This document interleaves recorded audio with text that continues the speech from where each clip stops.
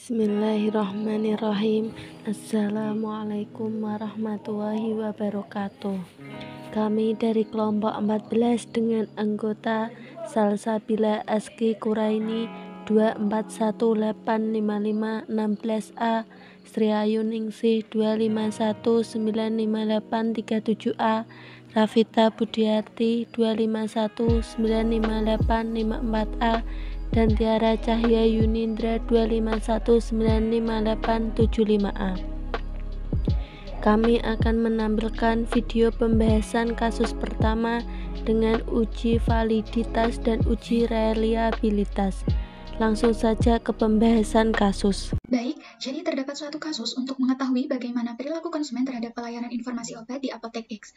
Pihak manajemen melakukan pengukuran dengan pendapat konsumen tentang sikap konsumen terhadap pelayanan atau faktor 1 dan kepuasan terhadap pelayanan atau faktor 2. Faktor 1 terdiri atas 10 butir pertanyaan, sedangkan faktor 2 terdiri atas 7 butir pertanyaan. Jadi, total dari pertanyaan adalah 17 butir.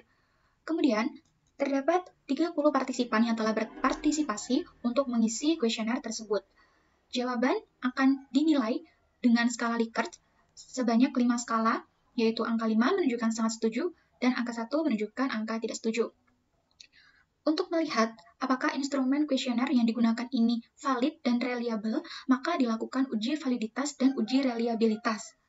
Apa itu uji validitas dan reliabilitas? Uji validitas merupakan uji yang dilakukan untuk memastikan bahwa instrumen yang digunakan itu dapat mengukur apa yang akan diukur atau mampu menggambarkan keadaan sebenarnya dari apa yang terjadi di lapangan. Sedangkan uji reliabilitas adalah uji yang dilakukan untuk melihat apakah instrumen yang digunakan itu konsisten atau mendapatkan hasil yang ajak ketika dilakukan pengukuran pada interval waktu yang berbeda. Nilai validitas itu dapat dilihat dari dua parameter, yaitu R hitung atau percent correlation dan nilai signifikansi. Sedangkan nilai reliable itu dapat dilihat pada nilai Cronbach alpha. Untuk lebih jelasnya akan kami paparkan dalam video berikut. Sebelumnya kita perlu mempersiapkan nilai R-tabel. Nilai R-tabel itu dapat kita download, lalu nanti nilai R-tabel inilah yang akan kita gunakan sebagai pembanding dengan nilai R hitung untuk menentukan apakah instrumen yang kita gunakan itu valid atau tidak. Baik, langsung saja kita masuk ke pengujian yang pertama, yaitu uji validitas. Kita buka SPSS terlebih dahulu. Lalu di sheet variable view ini, kita buat name, kita buat butir 1. Lalu untuk type-nya kita pilih numerik dan desimalnya kita pilih 0. Untuk measure-nya kita pilih scale. Lalu karena tadi kita mempunyai 17 butir pertanyaan, maka kita perlu membuat 17 variabel. Lalu caranya untuk membuat variabel yang otomatis itu agar menghemat waktu, kita tidak perlu membuatnya satu-satu, tapi kita bisa seperti ini. Bagian ini kita copy, lalu kita paste variabel, lalu number of new variable ini kita pilih 16. Kita pilih 16, lalu new variable name ini kita hilangkan angka satunya karena nanti yang kita copy hanya butirnya saja, lalu ini kita mulai dari nomor 2. Lalu kita pilih OK. Jadi nanti akan kita dapatkan 17 variabel seperti ini. Lalu di bagian bawah kita tambahkan total. Sama untuk type-nya kita pilih numerik dan desimalnya kita pilih 0, lalu measure-nya kita pilih scale. Baik, lalu kita pergi ke data view. Data view ini dapat kita lihat ada 17 butir, lalu ada count total. Lalu selanjutnya kita perlu mengcopy hasil dari kuesioner yang telah diisi tadi. Kita copy, lalu kita paste di data view. Klik di sini, lalu kita pastekan. Nah, semua data sudah tercopy sebanyak 30 responden dengan 17 variabel. Apabila sudah seperti ini, langsung saja kita lakukan uji validitasnya. Pertama kita pilih analyze, lalu kita ke correlate, kita pilih bivariate, lalu kita masukkan semua variabel yang kita punya, termasuk nilai total. Jadi kita Ctrl A saja, lalu kita klik panah ini, kita masukkan semua sebagai variabel, lalu jangan lupa correlation coefficient ini dipilih yang centang percent.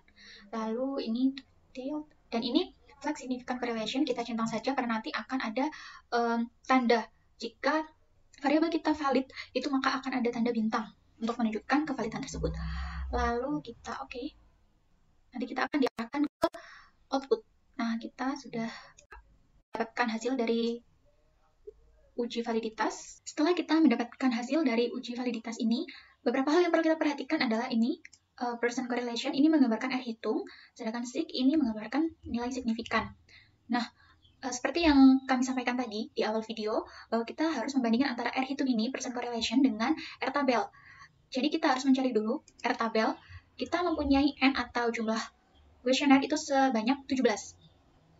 17 kuesioner. Untuk signifikansinya, untuk yang 5% itu R tabelnya 0,482, dan untuk signifikansi 1% itu nilai R tabelnya 0,606. Nilai inilah yang akan kita gunakan sebagai patokan untuk membandingkan dengan R hitung tadi, apakah data yang kita atau instrumen yang kita miliki itu sudah valid atau belum. Baik, kita kembali ke data tadi. Yang kita lihat di sini adalah bagian paling kanan dari hasil output tadi ya. Baik, di sini menunjukkan R hitung, lalu ini nilai signifikan, dan ini adalah total dari partisipan yang telah mengisi kuesioner tadi. Jika nilai R hitung itu lebih besar daripada nilai R tabel, itu dinyatakan valid. Tapi jika lebih kecil daripada R tabel, itu dicatatkan invalid. Lalu dari nilai signifikan, itu dapat kita lihat kalau lebih dari 0,05 itu tidak valid. Sedangkan kalau kurang dari 0,05 itu valid. Baik, kita lihat dulu dari soal yang pertama ini. Soal yang pertama ini tidak valid karena R hitungnya itu lebih kecil daripada R tabel yang telah kita tentukan tadi. Baik 0,482 maupun 0,606 itu R hitungnya yang butir 1 itu lebih kecil. Sedangkan dari nilai signifikansinya juga kita lihat ini lebih besar daripada 0,05, artinya invalid. Jadi soal butir 1 ini invalid. Lalu soal butir 2 ini valid. Seperti yang kami katakan tadi di awal, bahwa yang ada tanda bintangnya itu menandakan valid. Jadi butir kedua ini valid. Lalu butir ketiga ini juga valid. Karena nilai signifikansinya kurang dari 0,05, butir 4 juga valid. Nah ini, butir kelima memiliki nilai R hitung negatif. Jelas kalau negatif itu lebih kecil daripada nilai R tabel. Jadi butir 5 juga invalid. Lalu butir 6 valid, butir 7 valid, butir 8, 9, 10 valid. Lalu ini butir 11.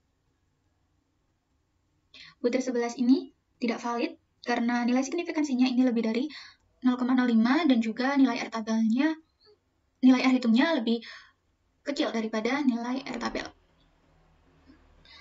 Lalu 10 tadi valid ya, 12, 13, 14, 15. Untuk butir ke-15 ini juga nilai R hitungnya negatif, jadi lebih kecil daripada R tabel sehingga tidak valid. Lalu untuk yang 15 tidak valid, yang 16 valid, dan yang 17 juga valid. Jadi terdapat 4 butir soal yang invalid, yaitu butir soal nomor 1, 5, 11, dan 15. Jadi sisanya itu valid ya. Yang valid itu 13, dan yang invalid itu 4 butir. Setelah tadi kita melakukan uji validitas, selanjutnya adalah uji reliabilitas. Datanya masih sama yang kita gunakan. Langsung saja kita klik analyze, lalu kita pilih scale, lalu kita pilih reliability analysis, lalu semua butir kita pilih kecuali yang total, lalu kita masukkan ke dalam items. Nah, ini sudah kita pilih, lalu modelnya kita pilih alpha, lalu dalam statistik ini kita pilih item dan scale if item data. Lalu kita klik continue, lalu kita klik OK. Nah, di dalam hasil outputnya dapat kita lihat ada Cronbach alpha per item. Nah, tapi ini di sini ada Cronbach alfanya secara keseluruhan itu ada 0,795. Jadi berdasarkan parameter tadi, dapat kita ketahui kalau suatu instrumen itu dinyatakan reliable jika memiliki nilai Cronbach alpha itu lebih dari 0,7. Nah, sedangkan Cronbach alpha dari data kita yang kita miliki itu ada 0,795. Jadi instrumen tersebut dapat kita nyatakan reliable. Untuk melihat masing-masingnya itu dapat kita lihat ya di sini itu semuanya lebih dari 0,7. Jadi semua butir atau semua item yang kita miliki itu reliable. Nah, setelah kita lakukan uji validitas dan reliabilitas, dapat kita simpulkan bahwa instrumen yang reliable itu belum tentu valid, begitu pula sebaliknya. Dari kasus tadi dapat kita ketahui bahwa terdapat 4 soal ya yang tidak valid, yaitu butir 1, 5, 11, dan 15. Namun, pada uji reliabilitas, soal-soal tersebut termasuk soal yang reliable. Jadi, belum tentu soal yang reliable itu valid. Jadi, harus kita pilih instrumen yang valid dan juga reliable. Karena percuma kalau reliable tapi tidak valid, itu tidak menggambarkan kondisi sebenarnya dari apa yang berada di lapangan gitu.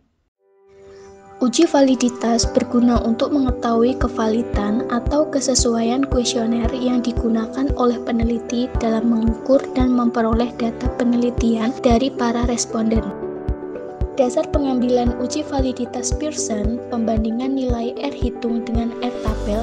Yang pertama, jika nilai R hitung lebih besar dari R tabel, maka dikatakan valid. Dan apabila jika nilai R hitung lebih kecil dari R tabel, maka dikatakan tidak valid.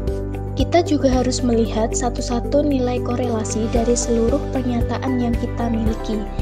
Nah, untuk cara yang kedua, kita dapat melihat nilai signifikansi. Yang pertama, jika nilai signifikansi lebih kecil dari 0,05, maka dikatakan valid. Dan apabila nilai signifikansi lebih besar dari 0,05, maka dikatakan tidak valid. Untuk uji yang kedua, yaitu uji reliabilitas Cronbach alpha. Uji ini dilakukan untuk melihat apakah kuesioner memiliki konsistensi jika pengukuran kuesioner dilakukan secara berulang. Dasar pengambilan uji reliabilitas Cronbach alpha menurut Wiratna Sujarweni, kuesioner dikatakan reliable jika nilai Cronbach alpha lebih besar dari 0,6. Dari tabel reliability statistik didapatkan Cronbach alpha sebesar 0,795 dan N of items atau jumlah dari pernyataan kita sebanyak 17. Dari sini kita bisa tahu nilai Cronbach alpha kita lebih dari 0,6. Otomatis, item kita ini dikatakan reliable. Demikian tutorial kita kali ini, semoga bermanfaat. Jika ada kesalahan dalam perhitungan, kami mohon maaf. Sekian dan terima kasih. Wassalamualaikum warahmatullahi wabarakatuh.